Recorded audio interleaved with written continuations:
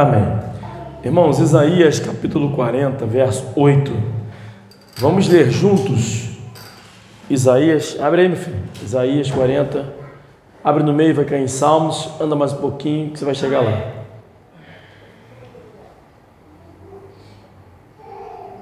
Já passou. Bem no meio. Abriu aonde aí? Vem pra cá. Não, pra cá. Isso, vem. Pouquinho. Fui ver aqui, ó. Você tá... Na lateral, assim, ó. Yes. Mais.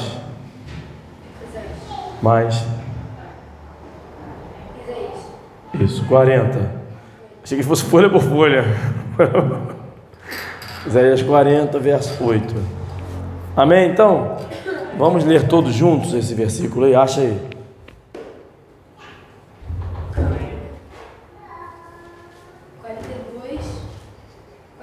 40, agora acha o verso 8. Foi? Então vamos ler. Seca-se a erva e cai a... Gente, estou lendo sozinho. Vamos ler todos. 1, 2, 3. Seca-se a erva e cai a flor, soprando nela o Espírito do Senhor. E eu li o 7, desculpa. Misturei o 8 com o 7. Eu comecei aqui, porque começa igual. Não. Desculpa. É que seca a erva duas vezes aqui no 7 e o 8. Eu conversei com na cabeça, li o 7 aqui. Desculpa. Pula esse. É o 8. É que se você ler aí, ó, o 7 e o 8 começa igual. Como eu estava com o versículo. 8. Vamos lá. Desculpa. Agora vamos lá. Seca-se a erva e cai a flor, porém a palavra do nosso Deus subsiste eternamente. Amém? Então, de acordo com esse versículo, a palavra de Deus, aqui no tempo de Isaías, ela permanece para sempre. Esse é um tema da mensagem de hoje. Na verdade, nós vamos fazer, não é? Vamos fazer duas mensagens, hoje e domingo que vem. Hoje eu vou falar sobre a preservação da Bíblia, como a nossa Bíblia não tem relação com a Igreja Católica, nunca teve relação com a Igreja Católica.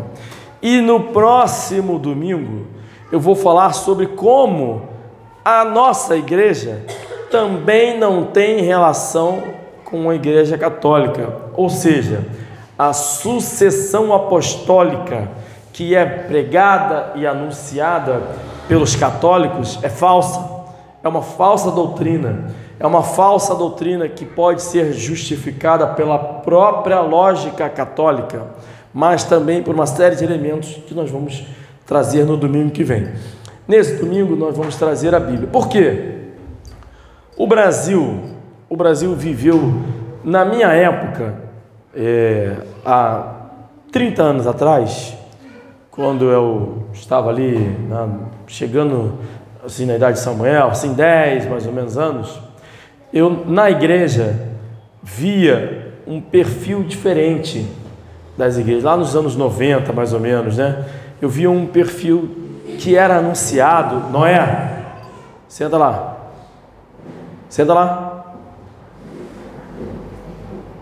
Enfim, eu via um perfil que era anunciado nas igrejas batistas, que diziam o seguinte: olha, em 20 anos os evangélicos vão ser maioria no Brasil, porque o último censo, não sei o que, vem mostrando que o evangelismo... Aí, na igreja que eu frequentava, a igreja do pastor Teodomiro, primeira igreja batista em Pavuna, o pastor lançava, uma das primeiras igrejas na época a ter projetores legais, assim e tal, né?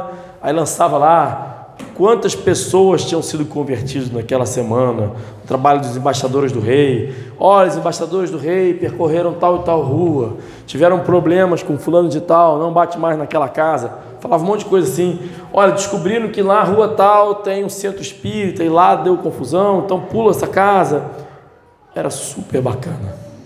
E os embaixadores do rei iam então percorrendo o bairro todo, iam evangelizando, os adultos orientavam os embaixadores do rei, treinavam os embaixadores do rei, e iam juntos com eles, né? Levava de carro, parava no canto, aí os meninos iam indo, ia sempre alguém liderando, e outro para outro lugar.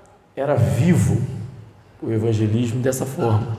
Durante toda a semana na igreja tinha evangelismo, mas no sábado era fervoroso, vários grupos, tudo que era canto, era sensacional. E aí as igrejas diziam: olha, os cristãos vão ser maioria no Brasil, os católicos vão deixar de ser a maioria e tal. Pois bem, eis que no final dos anos... Sara, senta lá. Sai daí, senta lá. Sara, sai, senta para lá. No final dos anos... No início dos anos 2000, vou dizer assim, né? Início dos anos 2000, o que aconteceu? Ficou famoso um astrólogo católico chamado e conhecido por Olavo de Carvalho. Olavo de Carvalho trouxe uma completa revolução no Brasil. Ele defendia e dizia, falava contra, atacava o que se conhecia como marxismo cultural. Não sei se alguém já ouviu falar sobre isso. O que era o marxismo cultural? Uma série de ideologias que se adentrava na sociedade por meio de escola, de faculdade, enfim, de uma série de elementos da sua televisão, e que iam imbecilizando a sociedade brasileira. Então Olavo de Carvalho escreve uma série de livros, dentre eles tem chamado O Imbecil Coletivo, que ele fala muito sobre isso, e nesse livro ele relata um pouco, e depois dos seus vídeos também, de como ele achava que deveria acontecer a revolução na sociedade. E ele dizia, ele virou filósofo da direita, Olavo de Carvalho, grande pensador da direita. Ele dizia que não daria para transformar a sociedade se não fosse através do mesmíssimo processo de imbecilização das pessoas, só que agora com a ideologia dele. Claro que eu estou usando minhas palavras para descrever o que ele estava falando ali. Então, do fruto disso, o que ele fez?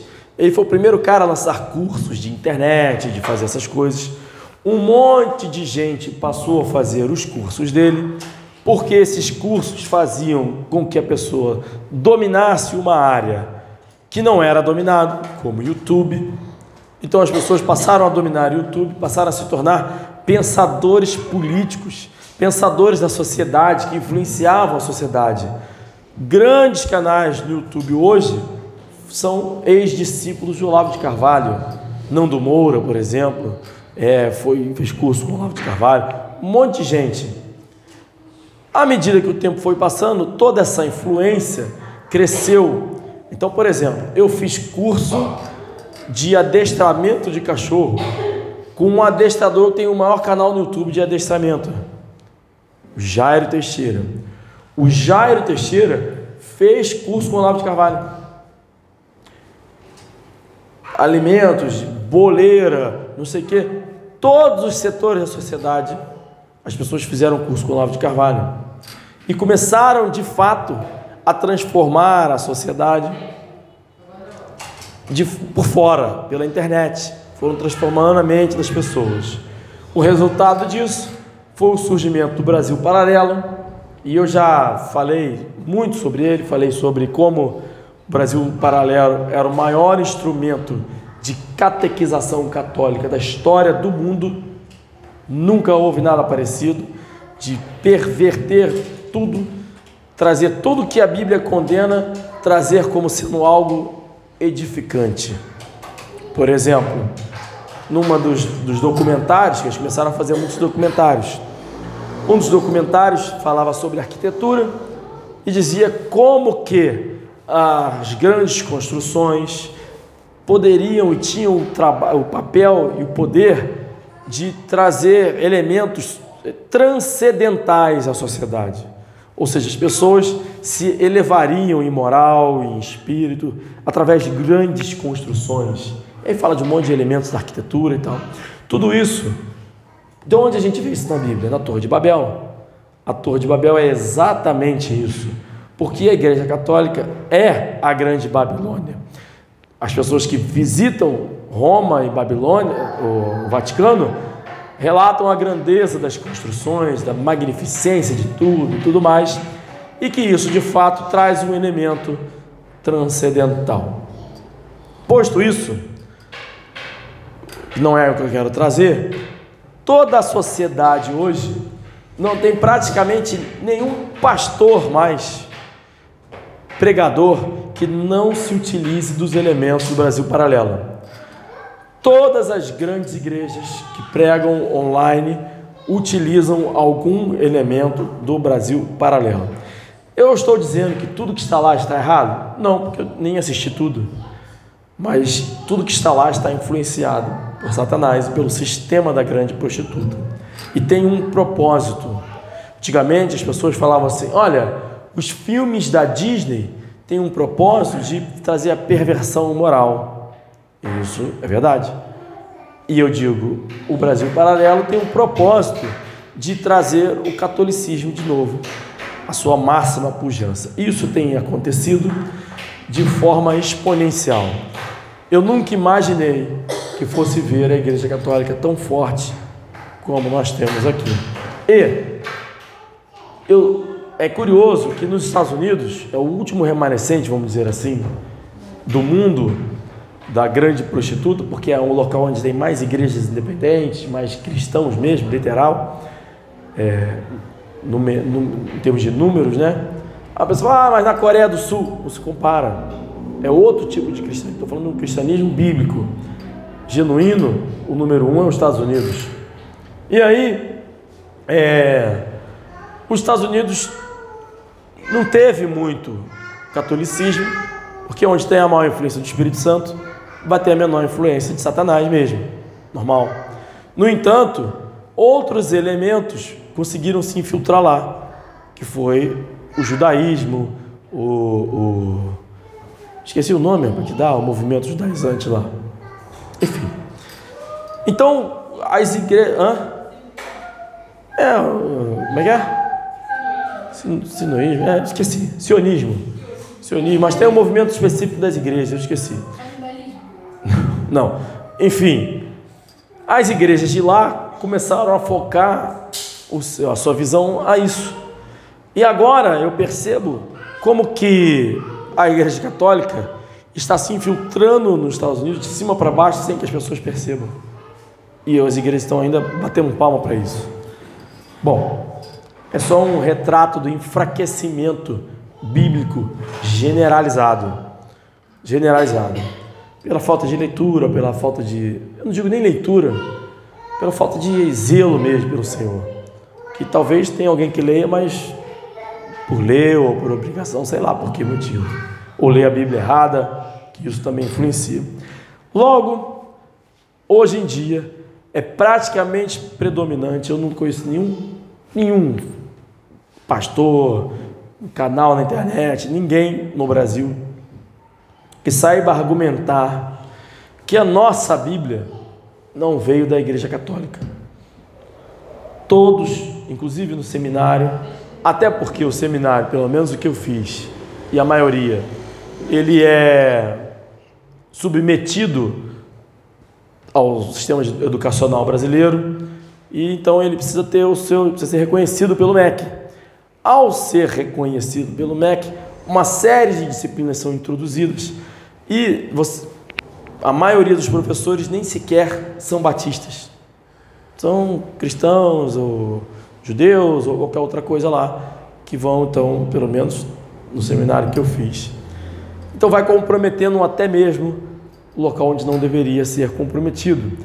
E é ensinado então, nesses seminários, que a Bíblia veio da Igreja Católica, que os reformadores pegaram a Bíblia e tal, e através da Igreja Católica. Bom, e aí entra uma questão de autoridade, que é muito usado pelos católicos, que é o seguinte: você tem a Bíblia e você acredita na Bíblia graças à Igreja Católica. Então se você nega a Igreja Católica, você nega a própria Bíblia, porque foi a Igreja Católica que formou a Bíblia. Só que isso é mentira. E eu vou demonstrar para os irmãos aqui que isso é mentira. Todos os anos, no início do ano, eu trago esse sermão falando sobre a preservação da Bíblia, cada vez dando ênfase a um dos aspectos da sua preservação. E esse ano eu já falei no início do ano, eu sempre deixo para o início do ano, mas diante da eleição dos Estados Unidos, diante de tudo que eu tenho visto, diante do poder católico, da influência das pessoas ao meu redor, eu achei melhor trazer logo isso, até porque é o que eu acabo estudando mais mesmo. Então, enfim, nós lemos aí agora em Isaías 48 que tudo passa, não é isso? Seca-se a erva, cai a flor, porém a palavra do nosso Deus subsiste eternamente. Eternamente quer dizer que a palavra de Deus não acabará quando Deus pôr fim a essa terra. Quando estivermos no céu, a palavra de Deus ainda existirá. É eterno, não pode acabar nunca. Então pula para o Salmo 119, só voltar um pouquinho aí. Salmo 119. O Salmo 119 eu sempre uso, eu só mudo o versículo. Sempre que eu vou pregar, eu só mudo o versículo, porque o Salmo 119 praticamente só fala sobre isso, sobre a palavra de Deus. Então hoje eu escolhi o 89. Versículo 89. Mas você pode ler, capítulo 119, versículo 89. Você depois pode ler o capítulo inteiro, que você vai ver que o maior capítulo entre todos os livros da Bíblia trata da Bíblia, da palavra de Deus. Mas o 89 diz: para sempre, ó Senhor, a tua palavra permanece no céu, a tua fidelidade dura de geração em geração. Tu firmaste a terra e ela permanece firme. Enfim, eles continuam até o dia de hoje, segundo as tuas ordenações, porque todos são seus servos. Então, a palavra de Deus dura para sempre, certo? Se você ler um pouquinho antes, vai falar como devemos guardar o testemunho na nossa boca, como dura de geração em geração, como falou aqui da fidelidade de Deus. Agora, Provérbios capítulo 30.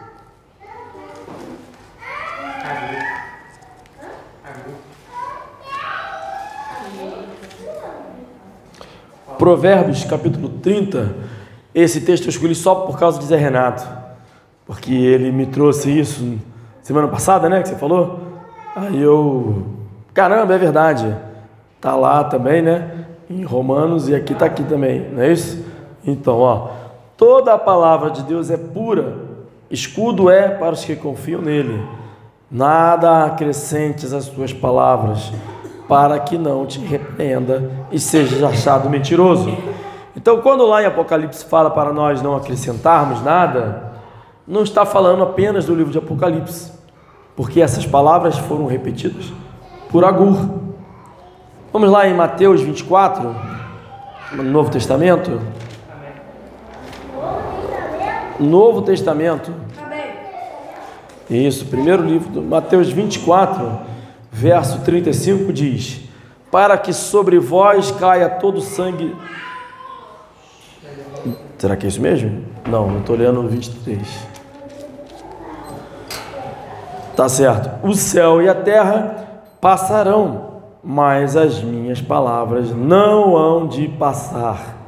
Então a palavra de Deus dura para sempre, nunca há de mudar. E para terminar sobre esse ponto, 1 Pedro, continua indo para o final da Bíblia lá.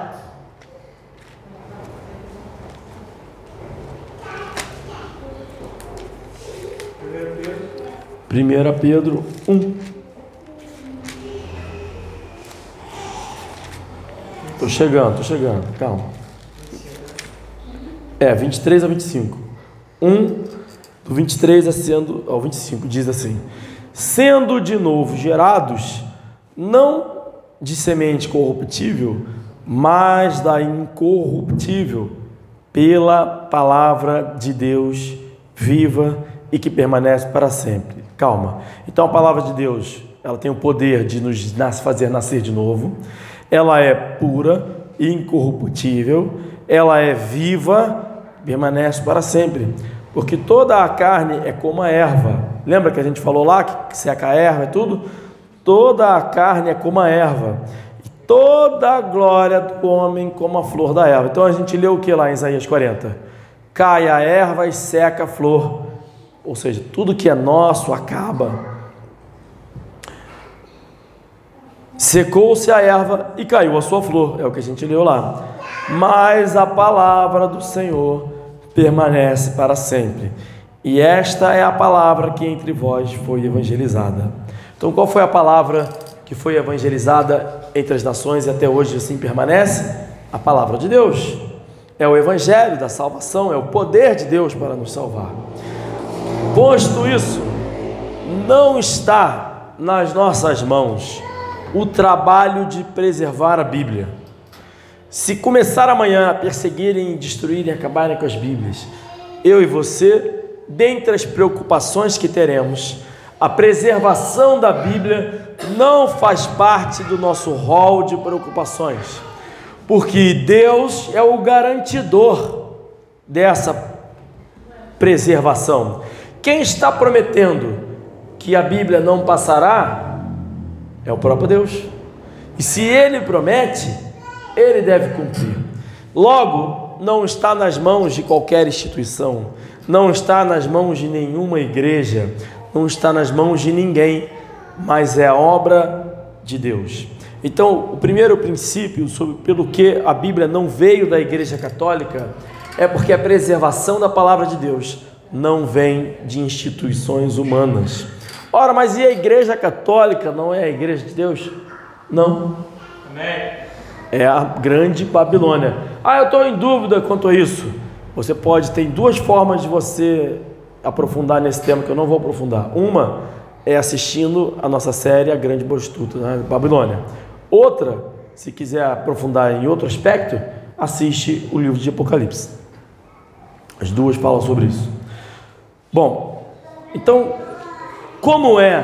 existem dois textos na Bíblia, o Antigo Testamento e o Novo Testamento. Como é a preservação da Bíblia no Antigo Testamento em comparação ao que se diz nas igrejas católicas? Para isso nós vamos dar um pulo lá em Provérbios 25. Eu não peguei muitos versículos sobre isso, porque sinceramente eu já usei muitos versículos sobre isso e eu fico tentando mudar e variar. Mas aqui tem um relato importante. Em Provérbios 25, versículo 1 diz assim: também estes são provérbios de Salomão, os quais transcreveram os homens de Ezequias, rei de Judá. O primeiro princípio que nós vemos na Bíblia é a evidência interna. A Bíblia fala quem são os seus autores em diversas ocasiões. Salmos de Davi, ou Moisés escreveu, tem um monte de texto que fala sobre seus autores. E no Novo Testamento não é diferente. Isso aqui é só um exemplo que eu estou dizendo. E ele fala os autores e fala também o tempo em que isso foi escrito. Então está escrito aqui, são provérbios de Salomão que foram transcritos pelos homens de Ezequias, rei de Judá. Então, quando que esses salmos foram transcritos? No tempo do rei Ezequias. Em vários textos, não é sobre todos os capítulos, todos os livros da Bíblia que você vai encontrar isso, mas em vários momentos você tem textos que são descritos no tempo de fulano, no tempo de Herodes, no tempo de sei lá quem, do rei Ciro, vai contando a história. E essas histórias apontam para duas coisas. A primeira é a evidência interna, ou seja, tanto a escrita quanto a preservação estão garantidas pela própria Bíblia. É a própria Bíblia que fala sobre a sua escritura, sobre como ela foi escrita. É a própria Bíblia que diz que foram homens santos, inspirados pelo Espírito Santo, que escreveram. É a própria Bíblia que fala isso. Então, a evidência interna da própria Bíblia é o que aponta quando traz esses elementos. O segundo elemento é a evidência externa. Por quê? Porque se sabe que houve um tempo em que de fato existiu o rei Ezequias, assim como outras pessoas. Quando fala lá que o rei Ciro enviou a comitiva, a gente sabe que existiu de fato um rei Ciro, é público e notório. eu não precisava ter essa convicção externa, porque eu acredito na Bíblia. Mas para quem não acredita, Deus é tão generoso que entrega uma evidência externa para que sejam inexcusáveis. Então, ao longo do Antigo Testamento, nós encontramos indícios como este sobre a sua própria preservação. E aí vem uma grande questão a respeito do Antigo Testamento. A nossa Bíblia e a Bíblia católica têm diferenças. São livros a mais que eles têm. Todos esses livros estão no Antigo Testamento. Pega um copo d'água para mim, por favor. Desculpa. Todos esses livros estão no Antigo Testamento. Essa diferença. Então, por exemplo, na Igreja Católica, você tem o livro de Baruque, você tem o livro, sei lá, um monte de livro lá. Esqueci os nomes aqui, mas você tem os livros que são considerados por nós como apócrifos, ou seja, não são canônicos, não são palavra de Deus para nós. Nós não os Nós não os reconhecemos como sendo a palavra de Deus. Tem um pedaço de Daniel extra, tem vários livros. Se não me engano, eles têm 72 livros e nós temos 66, né, no total. Enfim. E aí então vem a discussão: poxa vida, quando foi fechado? Quando foi fechado o Antigo Testamento? Consideramos que se fosse fechado no tempo do surgimento da Igreja Católica, alguém poderia argumentar e dizer: olha, o cânon, essa diferença que existe, vocês retiraram livros da Bíblia. Os católicos dizem isso. Os protestantes tiraram livros da Bíblia. Aí, essa frase é uma frase mega hiper errada, em vários níveis. Primeiro, nós não somos protestantes. Já começa por aí. Nós somos cristãos. Eu não protesto contra a igreja não cristã. Eu não tenho problema nenhum com igreja não cristã. Eu não tenho problema nenhum com o centro espírita, com o centro de macumba. Eu não tenho problema nenhum. As pessoas são livres para cultuarem quem eles quiserem, servirem ao Deus que eles quiserem. Eu não protesto contra eles. Eu prego a palavra. Se eles quiserem aceitar, serão bem-vindos no reino de Deus. Não necessariamente precisa ser aqui na nossa igreja. Serão bem-vindos também, mas em outras igrejas que forem, amém. Agora, eu não protesto, eu não sou protestante. Em segundo lugar, a ideia de que os protestantes retiraram Bíblias, livros da Bíblia, também é errado, porque na verdade os protestantes, que eles assim chamam, eles não retiraram absolutamente nada. Por quê? Porque esses livros foram considerados canônicos pela própria Igreja Católica depois da Reforma Protestante. Foi um movimento de contra-reforma. Por isso, nós temos o nosso cânon, são os livros da Bíblia, que nós acreditamos. O cânon deles é diferente, são outros livros. Como eles chamam esses livros, que nós chamamos de apócrifos? De deuterocanônicos. Se você fala, o que é Baruque? É um livro canônico? É um livro deuterocanônico. O que é deutero? Posterior. Então o que quer dizer deuterocanônicos? Canonizados posteriormente. É o que aconteceu depois. É isso, é posterior, depois. Deutero é isso. Então, o que é isso? O que é esses livros? De onde surgiram? Como eles surgiram? Depois da Reforma Protestante. Foi o movimento da Contra-Reforma, foi estabelecer esses livros. Mas esses livros existiam antes. Existiam. Esses livros existiam antes. Eles eram livros como existem dezenas de milhares, centenas de milhares, milhões de livros hoje em dia, nem sei quantos livros existem. Seria como se alguém, daqui a 500 anos, numa escassez de livros, achasse uma Bíblia e um livro do Harry Potter e dissesse: isso aqui faz parte do cânon.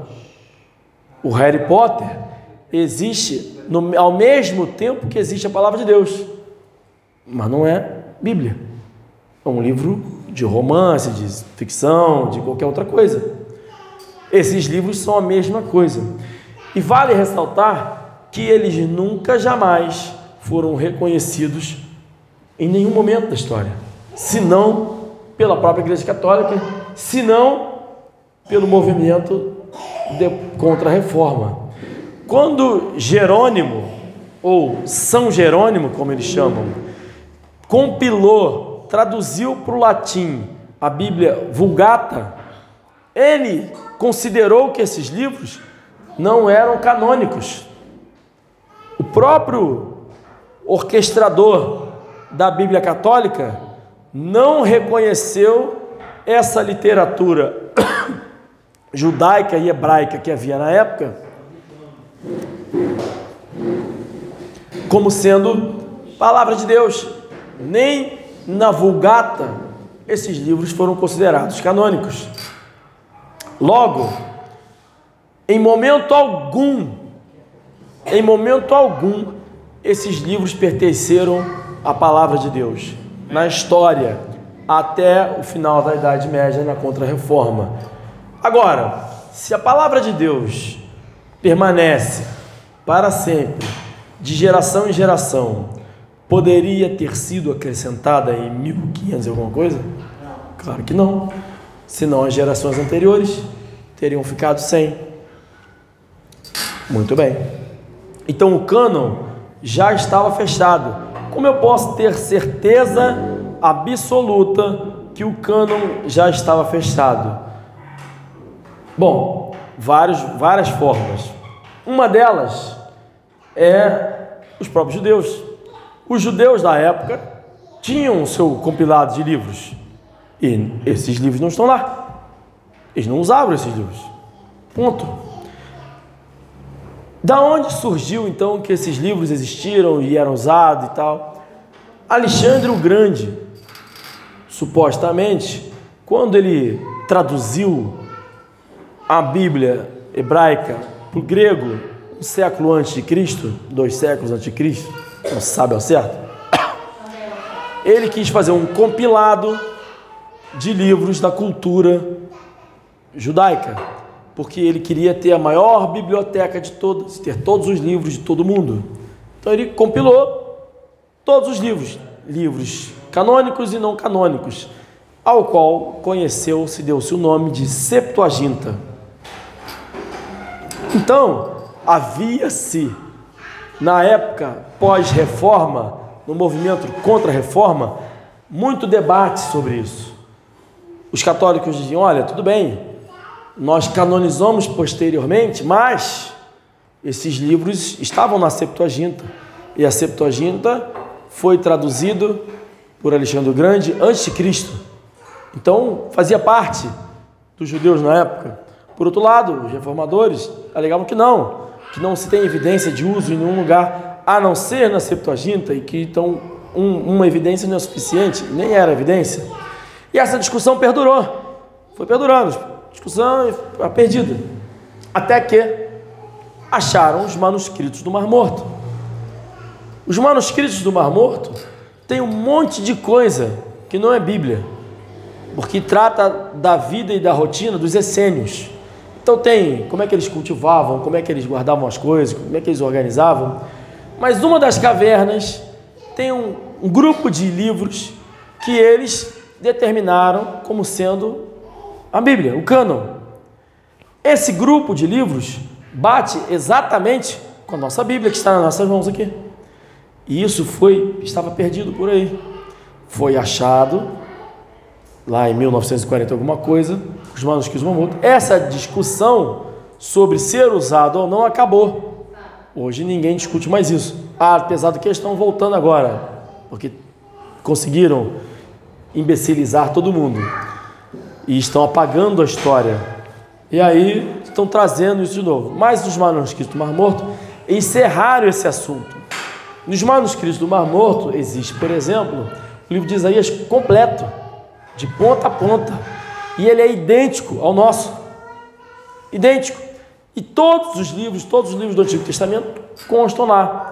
De quando são datados os manuscritos do Mar Morto? Mais ou menos do século II ou III, ou seja, um pouquinho antes da Septuaginta. Então isso é mais uma forma de demonstrar que não havia qualquer relação entre esses livros e a palavra de Deus. Eu não precisava estar falando isso. O próprio nome já diz, deuterocanônicos. Mas além disso, o primeiro elemento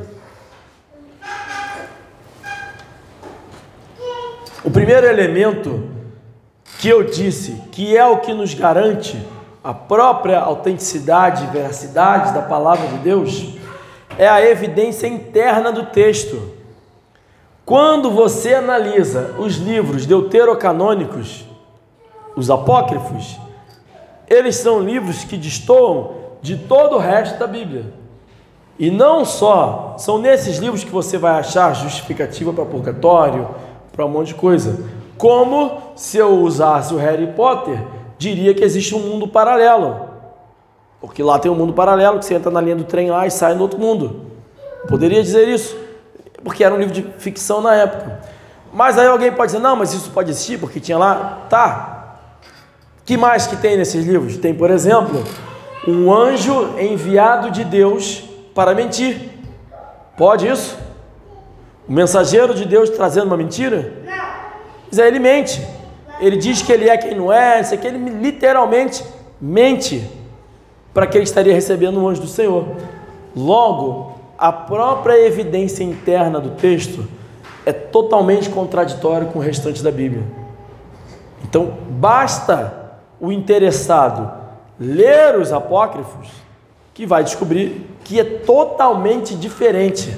Irmãos, na Bíblia foi escrita por dezenas de pessoas. Ela tem uma escrita diferente mesmo.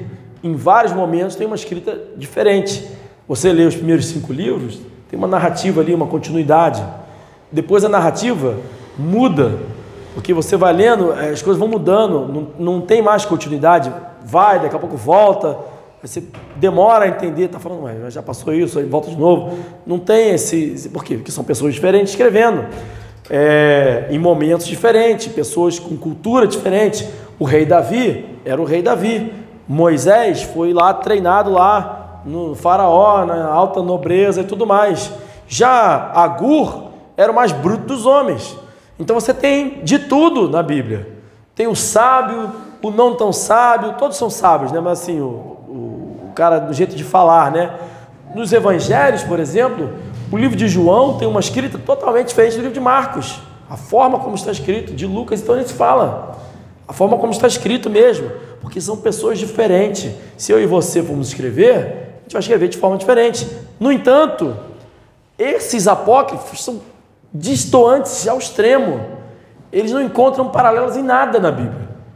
Então, qualquer um que já tenha lido a Bíblia inteira, passar por esses livros, vai ver que não faz sentido nenhum. Mas isso é um ato mais difícil. Isso que eu falei agora requer a ação do Espírito Santo, porque o Senhor Jesus disse que as minhas ovelhas ouvem a minha voz e as reconhecem. Então só vai saber identificar qual é a voz de Deus e a voz do lobo quem conhece o bom pastor. Satanás. Agora, além disso, o Antigo Testamento ele foi preservado pelos maçoretas, que era um grupo de judeus maçoretas que eram copistas. Tem uma série de rituais, como é que eles copiavam e tudo mais. Então esse grupo nunca foi católico. Esse grupo acabou mais ou menos no século X. Nunca foi católico, nunca teve relação com o catolicismo. Dentre todas as cópias dos maçoretas, nunca houve qualquer trecho, palavra, nada de nenhum desses apócrifos. Então todos os indivíduos, os copistas, os homens na história que se relacionaram com o trabalho de preservar a palavra de Deus, nenhum deles se envolveu com esses livros, nem na Bíblia, nem na história.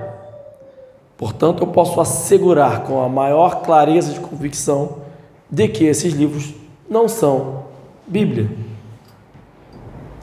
E nem precisava disso tudo, porque eles são deuterocanônicos, canonizados posteriormente. Posso, eu, você, reunir uma galera, falar, galera, vamos trazer um novo livro para a Bíblia aqui? Vamos botar aqui Francisco. Depois eu quero ficar aqui entre Provérbios e Salmos aqui. Vou fazer um livro de poesias. Vai ser Franciscos. Aí a gente vota. Eu aprovo, todo mundo aprova. Aprovado. Aprovado, ó. Fizemos um concílio aqui. O concílio de Niterói. Tal, aí aprovamos as minhas belíssimas palavras. Porque eu falo muito bonito, né? Vocês sabem disso. As minhas belíssimas palavras. Vão fazer parte da palavra de Deus? Não. Óbvio que não. Seria ridículo. Mas tem gente que acha isso mesmo. Não, nós vamos reunir aqui e tal. Eu fico imaginando assim, aquele monte de político, né? Na época lá, decidindo o que a gente vai fazer, o que a gente vai fazer. Reunião, chama os estagiários, né? Aí o cara levanta, por que a gente não pega aquele livro lá e joga aí dentro? O cara, boa ideia.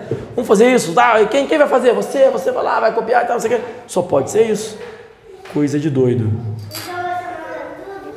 Exatamente. Tudo errado. Agora, esse é o Antigo Testamento. Vamos lá em Lucas, só para ilustrar. Lucas, capítulo 1.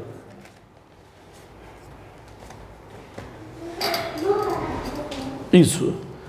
Lucas, capítulo 1. Olha como ele diz, ó. Tendo, pois, muitos empreendido por em ordem a narração dos fatos que entre nós se cumpriram, segundo nos transmitiram os mesmos que os presenciaram desde o princípio e foram ministros da palavra, pareceu-me também a mim conveniente descrevê-los a ti, ó excelente Teófilo, por sua ordem, havendo-me já informado minuciosamente de tudo desde o princípio, para que conheças a certeza das coisas de que já estás informado. Existiu no tempo de Herodes, rei da Judéia, certo sacerdote chamado Zacarias, da ordem de Abias, cuja mulher era das filhas de Arão, e o seu nome era Isabel. Mais uma vez, o trabalho que ele vai descrevendo como ele foi feito. Ele não só descreve o tempo, hoje nós sabemos que existiu de fato um rei chamado Herodes, isso é conhecido, mas ele não só traz o tempo em que isso foi escrito, ele traz o destino para quem ele escreveu, para Teófilo, que Teófilo, pelo que me parece, já sabia das palavras de Deus, mas enviou ali, parece ter enviado Lucas, parece ter enviado Lucas a investigar se ele não tinha deixado passar nada, se tinha perdido alguma coisa, e foi esse o trabalho que Lucas fez. Então, como eu disse, a própria evidência interna é que nos garante. Mas aí, essa parte do Antigo Testamento, os católicos aceitam de que, de fato, pode deixar aí? Isso. De que, de fato, a preservação do Antigo Testamento não foi católica. Se você falar, não, mas os judeus vieram antes dos católicos, eles concordam com isso. Realmente. E aí entra um problema. Eles falam, não, mas o Novo Testamento, quem definiu foi o concílio, eu anotei porque eu me embolo todo nesses concílios aqui, de Hipona, ou o concílio de Cartago. Lá eles definiram o cânon do Novo Testamento. Então, o Novo Testamento, pelo qual se pode conhecer a Jesus Cristo para a salvação, foi a Igreja Católica que fez. Isso é mentira. Também é mentira. E a forma de dizer isso também é absolutamente simples e fácil. Vou falar o primeiro motivo pelo qual é muito, muito simples de testificar para qualquer um, que ele vai poder confirmar por conta própria, da forma como ele quiser, pesquisando no Google, no ChatGPT, aonde ele for pesquisar, ele vai confirmar a informação que eu vou lhes dar aqui agora. Mais de 95% de todo o Novo Testamento, são encontrados em textos bizantinos. do Império Bizantino, e não em textos romanos. Mais de 95%. O próprio Jerônimo, que fez a tradução católica em latim, a Vulgata, usou os textos bizantinos, pelo simples fato de não haver outro, porque o próprio Jerônimo ordenou que se extinguisse, perseguisse e destruísse mais de 500 versões de Bíblia. Porque a Igreja Católica, o grande papel da Igreja Católica é impedir que as pessoas leiam suas Bíblias. Por isso que quando o cara vai se tornar católico, ele faz o catecismo, que é gigantesco, e o cara lê. Eu arrisco a dizer que o catecismo lá, que tem que ser estudado, é maior até do que a Bíblia, eu não sei, é enorme. O cara lê e estuda. Ele vai ter tempo de ler a Bíblia? Não.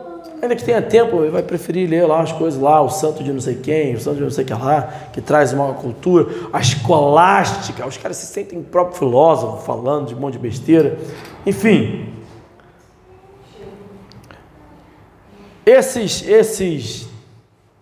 a maioria gritante, e os não, esses outros 5%, também não são romanos. São siríacos, são coptas, são outros de tudo quanto é canto. Não existe Novo Testamento dos primeiros anos, séculos, ali, primeiro, segundo, terceiro, romano. Simplesmente não existe. Não é que não tenha existido na época, é que não tem nada. Ninguém tem registro de ter traduzido qualquer um desses. Até por conta da perseguição que a própria Igreja de Roma sofreu com todos os imperadores que perseguiam e matavam os cristãos. Mas peraí, tem Novo Testamento Antigo assim, datado do século IV, são lá os achados no Vaticano, no século XV, mas são datados do século IV. Muito conveniente, né? Eles encontraram Novos Testamentos justamente no tempo da Contra-Reforma. Matei. Sei lá. Morreu. Justamente no tempo da Contra-Reforma, acharam lá os códex, eles falam assim, os códex, não sei o que, vaticanos, sinaíticos. Acharam lá na Contra-Reforma e dataram do século IV. Pois é. Mas ninguém conhecia isso. Ninguém conhecia isso.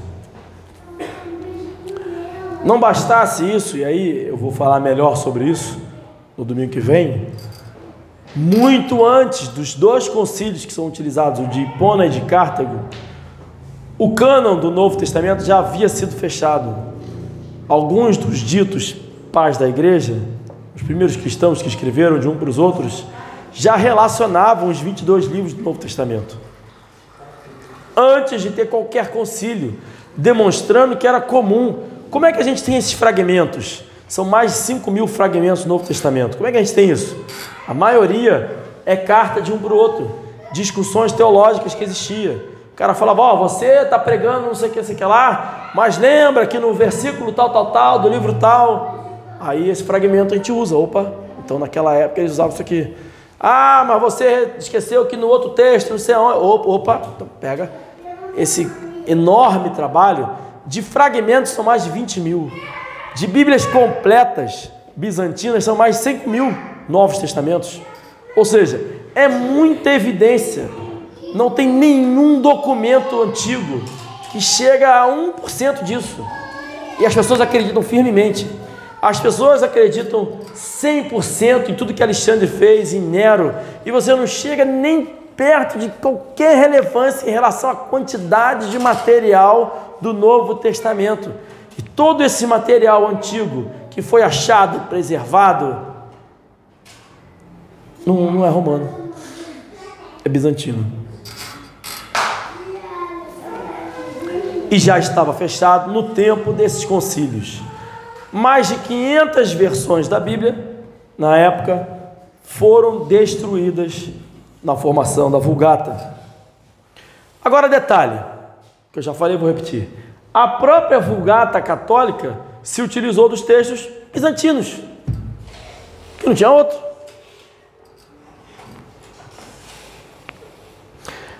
Mesmo no Império Romano, agora, beleza, né? Então, temos estabelecido isso. Então, o que eles vão dizer? Ainda assim, mesmo que tenha sido fechado antes do concílio, mesmo que já houvessem os Novos Testamentos completos, antes de ter o concílio de Hipona, de Cartago, que existiam e existem até hoje, mesmo assim, inclusive eu tenho um livro lá em casa, onde aponta a maioria dos Novos Testamentos, dos fragmentos, tudo, ele diz aonde você pode encontrá-los fisicamente. Sabe quantos você encontra no Vaticano? 0. Só os que foram achados lá no lixo. O resto é Biblioteca de Cambridge, é museu de não sei que lá, de não sei aonde, Amsterdã, de não sei que. Por quê? Porque esses textos circulavam lá. As pessoas liam a Bíblia. Isso não é exclusividade nossa, não. As pessoas tinham tanto desejo ou mais de conhecer a palavra de Deus do que nós. Arrisco eu que até mais. Que eles morreram, viajavam longas distâncias para poder ter acesso à Bíblia. Hoje a gente pede na internet, paga caro no frete, mas chega rapidinho. É ou não é? É isso. Está sem frete no site do Sociedade Bíblica 30. Está sem frete, dependendo do valor. Mas sempre pobre. R$500. Só falando, não. Então, R$50, justo. Sem frete para comprar uma Bíblia, a Sociedade Bíblica Trinitariana do Brasil. Bom, aí então beleza, aí o cara falando, mas mesmo assim, foi na Idade Média, não tinha outras igrejas. Na Idade Média, como é que ia ser? Só tinha igreja católica. Isso também é falso. A preservação das igrejas, a parte paralelo à igreja católica, eu vou falar domingo que vem. Hoje eu vou falar da Bíblia. Alguns historiadores traçam o percurso percorrido pelas mais variadas versões da Bíblia, que vão desde o século II até o século XIII. E essas Bíblias sem qualquer ligação com Roma. Irmãos, vou falar isso melhor no domingo que vem. Haviam dezenas de igrejas no tempo do Império Romano. Hoje o mundo é um mundo globalizado, com a internet. Na época não era. Por mais que houvesse controle, e havia muito controle, havia muita gente servindo a Deus, espalhado pelo mundo. Agora, se o mundo tivesse um cataclismo agora, congelasse todo mundo, congelou, aconteceu uma maluquice, congelou todo mundo. Aí chegasse um ser de outro planeta, que não existe, aliens são demônios, mas enfim, se existisse, chegasse aqui e fosse descobrir o que é cristianismo, qual a probabilidade dele achar a Igreja Batista, Árvore da Vida, nós aqui, ou as mega igrejas? As mega igrejas. Se buscar, Deus o guiará, mas, enfim, a realidade é que os grandes grupos acabam reescrevendo a história mesmo, mas a história não é linear. Tinha um monte de gente espalhada pelo mundo que servia a Deus, e isso vale para as Bíblias. Por exemplo, você tinha grupos como arianos, mas tinha arianos que eram herege, gnóstico, tinha outros que não eram, novacianos, petrobrucianos, valdenses, grupos, cada um desses numa região. Por quê?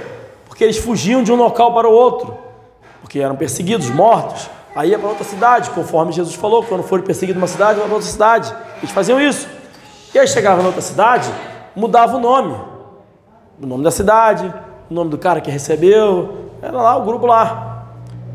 Mas as Bíblias que esses caras usavam existem até hoje. Olha que loucura, e ninguém sabe disso. Um dos grupos específicos conhecido como Novo Testamento Românico. Peguei de Roma, para você ver que em Roma existia, mas era loucura. Românica, occitano, Novo Testamento Românico Occitano, usado pelos valdenses entre o século IX e o século XIII, ou seja, no ápice da idade do período medieval, esse grupo tinha um Novo Testamento completo.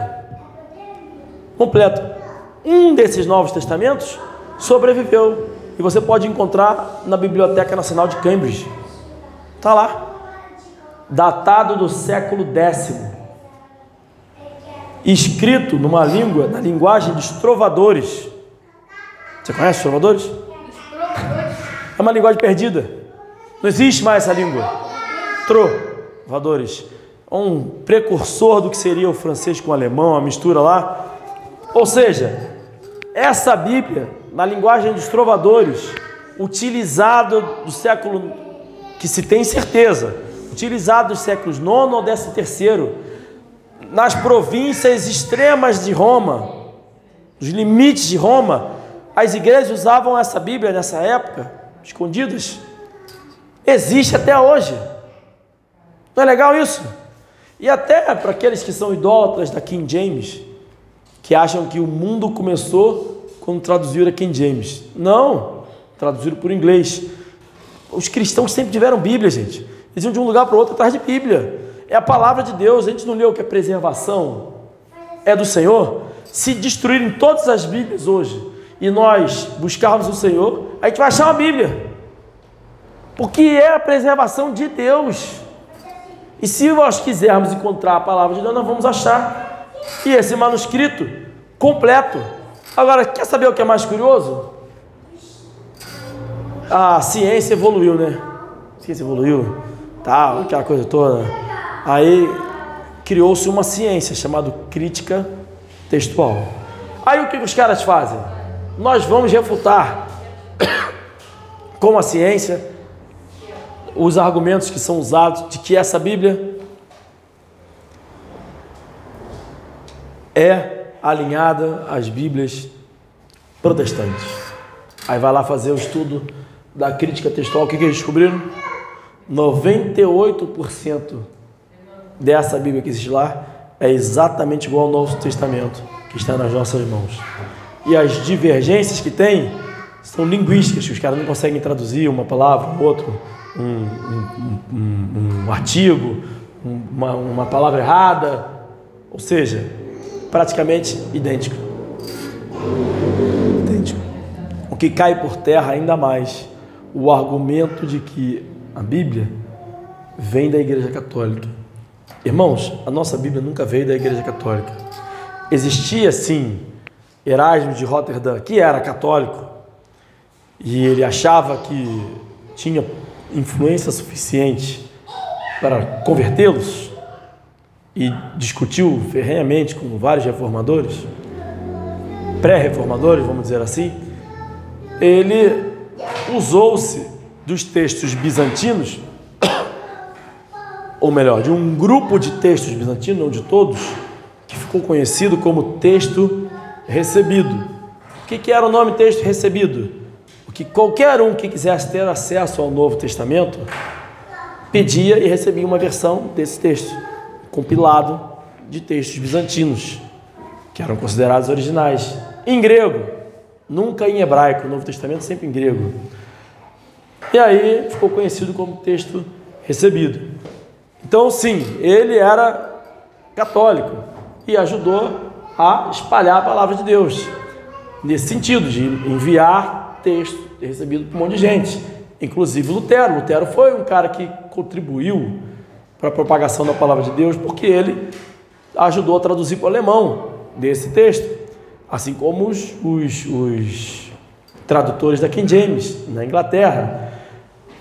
Então eu digo o seguinte: Deus usou várias pessoas não salvas nesse processo de preservação da Bíblia. Sim, por exemplo, o rei Tiago lá na Inglaterra, que foi quem encomendou a King James, eu não sei se ele era salvo. O propósito do coração dele era achar uma justificativa para separar da mulher, mas ele foi o cara que financiou os tradutores. Então Deus usou várias pessoas. Por exemplo, Gutenberg foi o cara que inventou a prensa, foi o grande fomentador de espalhar a Bíblia no mundo, porque depois o primeiro livro a ser imprimido foi a Bíblia. E isso se espalhou, todo mundo queria ter acesso à Bíblia. O primeiro livro a ser Impresso. Eu não tenho a menor ideia se Gutenberg era salvo ou não. Pode não ser, pode ser. No entanto, Deus parece ter usado várias pessoas não salvas no processo de preservação.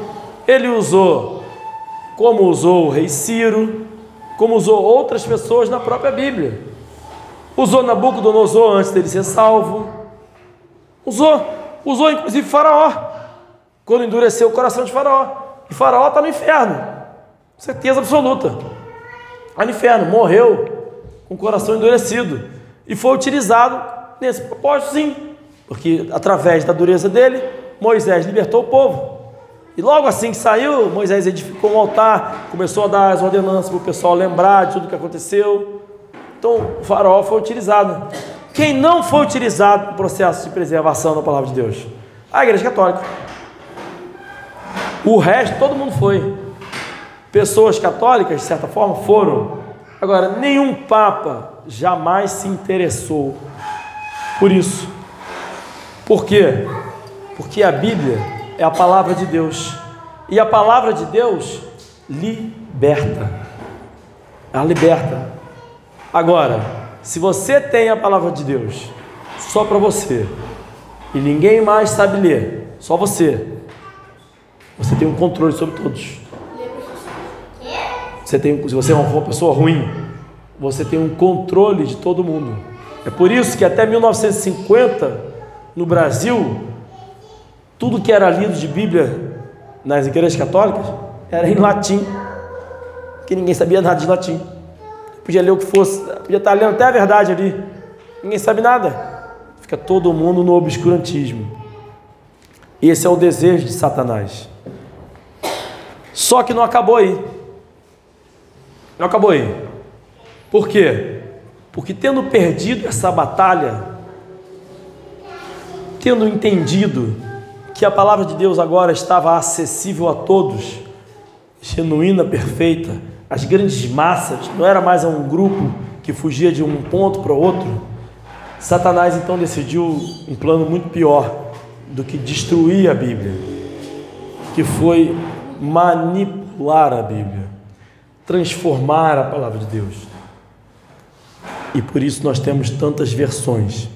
Eu não vou entrar na questão das versões, porque eu já preguei também muito sobre isso, e o sermão ia ficar muito longo. O que eu posso dizer é que nenhuma versão da Bíblia que é prometido que foi preservada por Deus pode ser baseado em algo encontrado agora. E os Novos Testamentos, ou por exemplo, as versões mais populares, NVI, NTLH, sei lá, as versões mais populares que tem por aí, não tradicionais, e agora a NVI já é até considerada tradicional, todas elas usam o Novo Testamento como base de tradução, aquilo que é conhecido como texto crítico. O que é o texto crítico? O Novo Testamento achado no Vaticano, no lixo do Vaticano, rejeitado. Dois caras chamados Westcott e Hort decidiram pegar, aí nesse Novo Testamento são dois Novos Testamentos. Os dois são opostos, um diz uma coisa, outro diz outra. O que eles fizeram? Vamos sentar, estudar os dois e vamos decidir nós dois qual é o texto certo entre um e outro. Misturaram os dois num só e deram o nome disso a texto crítico, em grego. E aí, os Novos Testamentos, essas Bíblias todas, se utilizam desse texto, o texto crítico. São traduções desse texto. E ainda tem a audácia de colocar assim, utilizado na tradução, os mais recentes achados arqueológicos. Aí o pessoal, poxa, eu quero o que é novidade, mais recente.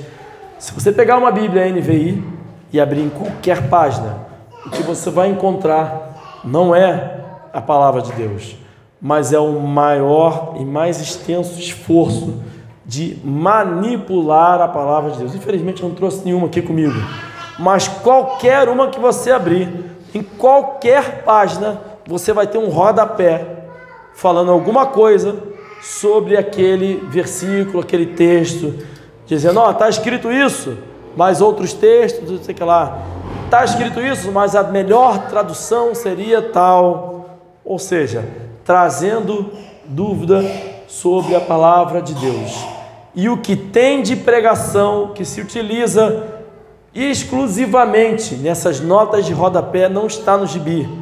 O pastor abre uma Bíblia lá, Novo Testamento, pega lá o final de Marcos, e aí lê, aí depois no final ele fala, olha, esse texto no original grego não estava lá, não era bem assim, porque o Westcott e Roth não colocaram. É isso que ele está dizendo, sem saber. E ao fazer isso, está fazendo com que as pessoas que ouvem pensem, mas como assim? Sim, quem decidiu isso?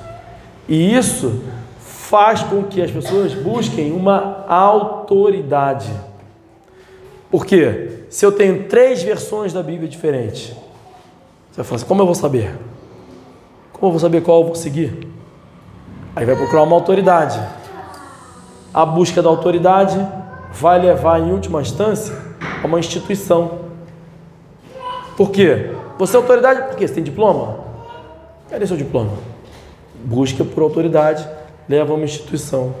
E aí vai subindo as instituições, vai chegar, não, mas peraí, tem que ser uma instituição, tem que ser uma autoridade, tem que ser religioso. Quem sobra?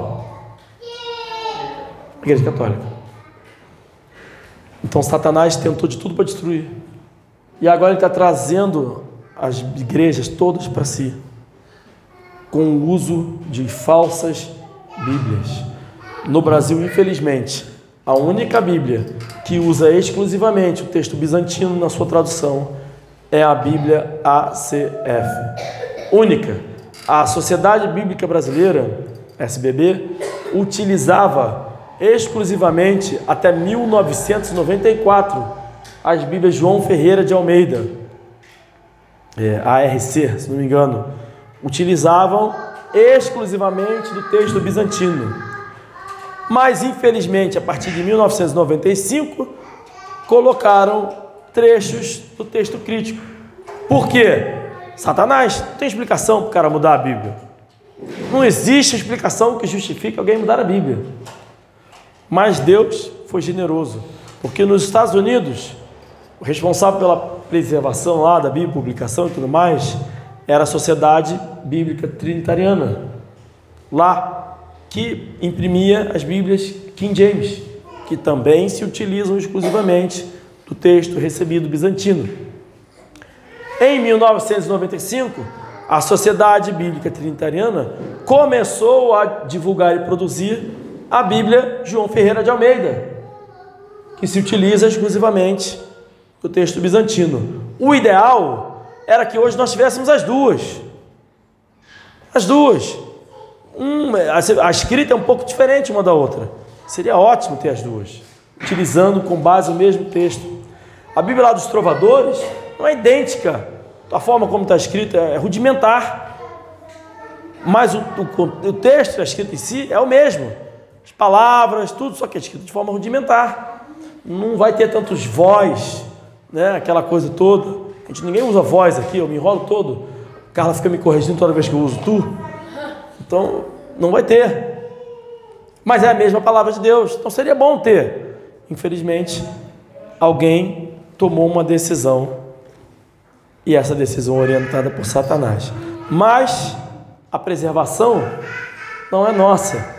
Calhou que nunca houve um período na história do Brasil, desde a tradução para o português, que os brasileiros ficassem sem a Bíblia verdadeira.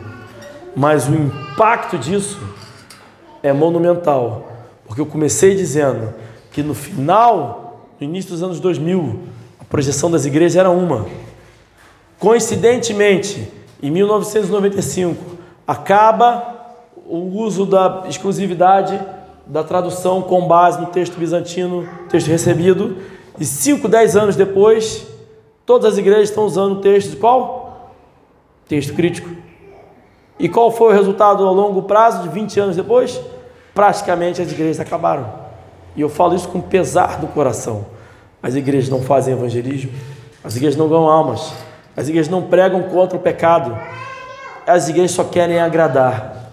E eu, como pastor, ouço crítica todo sermão, dizendo: olha, assim ninguém vai ficar na sua igreja, porque você não pode falar assim, não pode falar isso, não pode falar, as pessoas vão sair da sua igreja. Irmãos, quem estiver aqui por mim, vai embora, vai embora. Se está querendo que eu fale bonito, legal, que eu te motive, vai embora. Eu não sou coach, eu não sei fazer isso e nem quero. Você está aqui, eu espero que seja para servir a Deus. Sou só mero servo inútil, igual a você, talvez mais inútil que você. Não é isso? A quem muito foi dado, muito será cobrado. Então, nós estamos aqui para servir e adorar o nosso Deus. E é nosso papel. Olha, essa já é a 4ª vez, se eu não me engano, que eu prego sobre a preservação da Bíblia. Em nenhuma delas eu precisei repetir, porque a palavra de Deus é infinita. Amém? Estamos encerrados por hoje.